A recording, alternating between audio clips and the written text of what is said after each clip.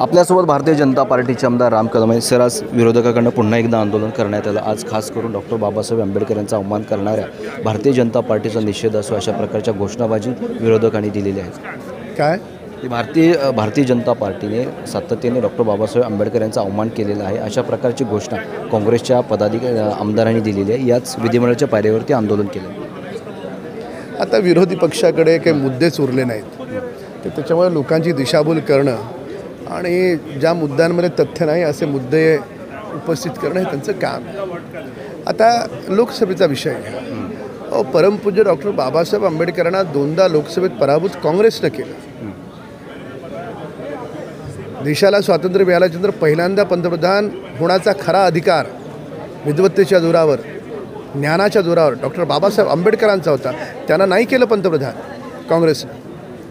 पहिलं भारतरत्न देश स्वतंत्र झाल्याच्या नंतर बाबासाहेबांना मिळालं पाहिजे होतं,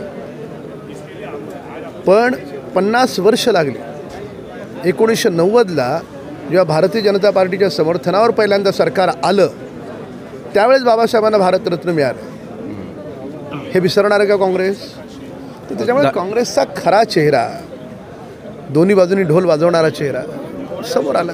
घाटकोपर मतदारसंघामध्ये येतात कुठले मुद्दे घेऊन पुढचे 5 वर्ष काय तुमचा अजेंडा असणार आहे मतदारसंघात? मी 2,500 कोटी रुपये वेगवेगळ्या मुद्द्यांसाठी घाटकोपरला आणलेत. त्या 2,500 कोटी रुपये